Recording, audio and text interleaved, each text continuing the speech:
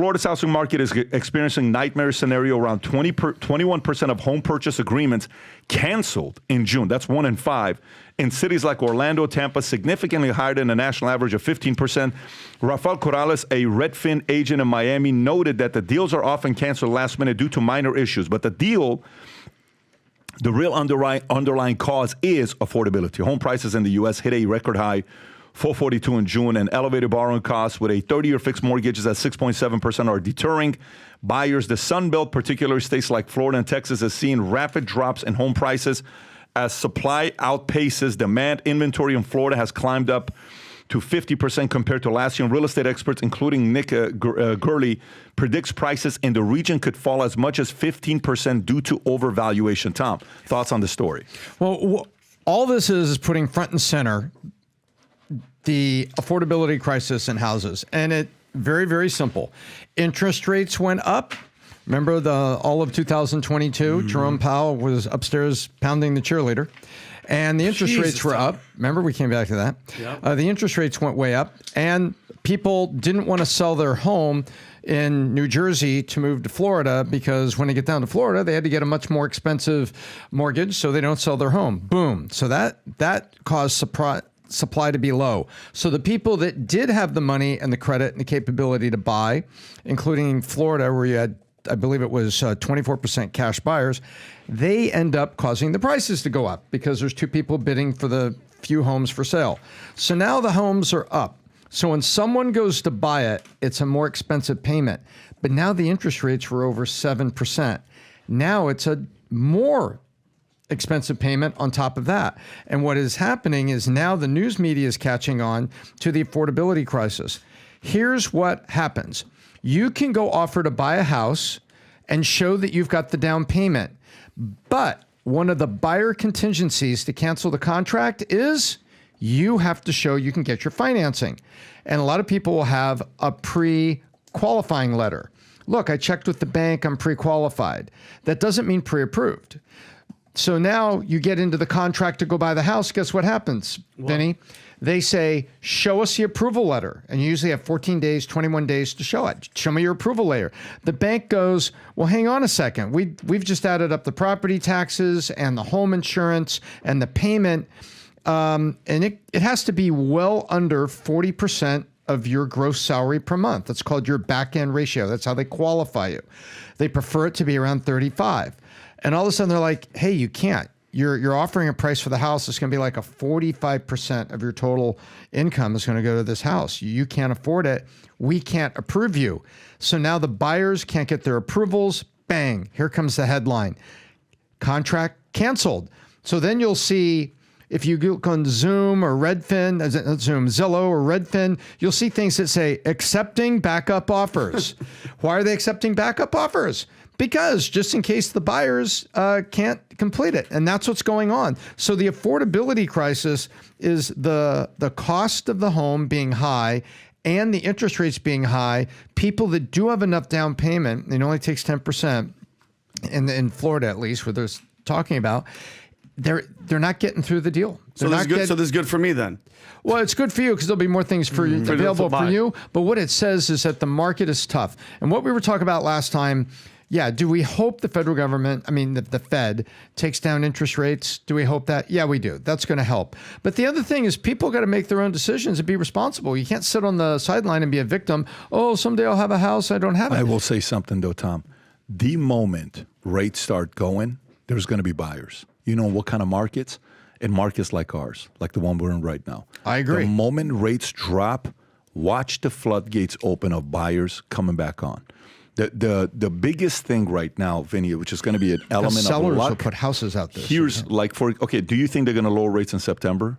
Yes, I do. I think we're going to get a 0.25 rate cut. So I've been calling that since February. I think an offer in August, to compete, is the offer to do is in last week of August. Or what's the next one? November that you're looking at? November is the next one? Yeah, September, and then, it'll be, it goes in, I think it might. End of August, making an offer would be decent, because if rates go, you're going to get buyers.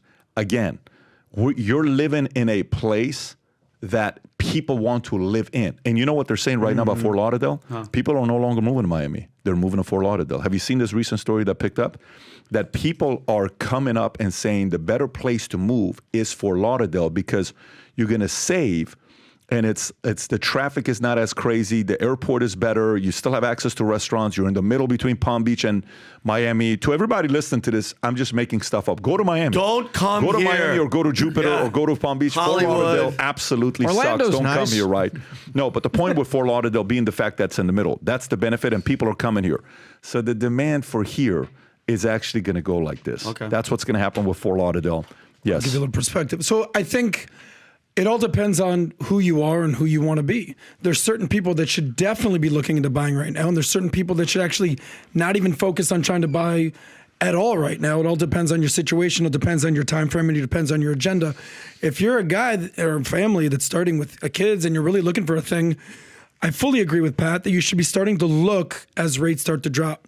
But if you're a single dude out there or a single female out there and you don't have a family, you don't have an agenda, there's nothing wrong with renting right now, because the reality is this: it comes down to affordability. Are housing and apartments and are they expensive or are they cheap? Well, the answer is very clear. It's the most expensive they've ever been in American history. The average price of a median house just hit a record high, $442,000. So if you're going to the store, if you're going to Abercrombie and Fitch, you're going to the Gap, you're going to Banana Republic, and you're like, all right, this shirt typically costs $60. But now it's on sale for $80. Well, that doesn't seem right to me. Let me just wait for it to be worth selling for $50 or $40, what have you. But it comes down to supply and demand. Now, what are the two states? This is a good time if you want to tell them. By the way, just for everybody, Adam's doing a meetup at Gap store tonight. Gap at 8 The p.m. one in Aventura. Gap tonight at 7 p.m. 7:30 after the AI webinar. Well, we'll see you at the Gap, guys. By the way, this segment is sponsored by Gap. But the reality is, only for Adam, though. what are the two states that have had the most people move to them? Texas and Florida. Texas and Florida. Florida's the best place to live in all of America right now. So it's not a secret that a lot of people have been moving here. Here's the number. Inventory has climbed by up to 50%. So what does that mean? Let's take it back to the pandemic. Everyone's looking to buy a house. Inventory of what? Tell people. I know what you're saying. Tell people what you're saying. Of houses. For sale. For sale. Up 50% because versus why when? is that? Because they overbuilt. This happens all the time. You ever see the cranes in Miami or in Fort Lauderdale? They're building, but that's just a good thing. So there's a correction. Oh my God, we overbuilt a little too much. Okay, cool. Let's see what happens here. Everything's going to come down to an equilibrium. But the bottom line is, Florida, Texas, you can't go wrong buying if your strategy is waiting 5-10 years. He's right about Florida and Texas. Okay, the inventory, people are moving here, guys. $1 trillion of money under management. This report came out, and this is probably the most devastating news to New York and California. $1 trillion. You know, like how much money you got in the bank. Just think about how much money you got in your 401k. Just think about how much money you got in your, mutual funds, stocks, bonds. How much money you have. Count all that money. $1 trillion of that kind of money, your kind of money, $1 trillion total, left California, left New York. $1 trillion. Wow. Left California. Majority of the money that left California went to Texas. Majority of the money that left New York the last 4 years, that $1 trillion of assets under management, moved to Florida. When that money goes into that market, prices go up. And so Florida and Texas is not the same decision-making process as some of the other markets that lost the $1 trillion. Those are two different markets. So I got an update for you. Today at 6 o'clock p.m. Eastern Standard Time, I'm running this webinar, free webinar called the AI Revolution. This thing is it only limits, we upped it from 3,000 to 5,000. It only limits 5,000 people to be on. 20,000 people have already registered to get on. That's the QR code. You will all get a 30-page white paper that we've put together. We put 300 hours into this. On top of that, I will be announcing 3 new speakers that will be at the Vol Conference at the end of this webinar. Nice. The only way you get this white paper is by you being on this webinar. The QR code right there is for you to get registered for it. Go out there and register, but there's a couple other things I want you to do. Register, and at the same time, once your name is in there, go on your phone and add it to your calendar reminder, not at 6 o'clock, 5:45 with a 15-minute reminder, because I know exactly what happens when we do these. While we go live, we're going to get thousands of emails of people saying can't get on, and it's because it's only limited to 5,000 people to get on. That is intentional. That's the QR code. Get registered. We have a lot to talk about. It breaks down every single time we went through a certain industrial revolution, things that changed, what the fears were, what industries were disrupted, how many millions of jobs were lost in a certain sector, and how the same thing is happening with AI. But if you don't know how to prepare for it, you're going to take a hit. Whether you're an employee, entrepreneur, executive, this is the webinar for you. Go to that QR code, get registered. We'll have that tonight, again, 6 o'clock, Tuesday, July 30th, Eastern Standard Time. So if you like this clip and you want to watch another one, click right here. And if you want to watch the entire podcast, click right here.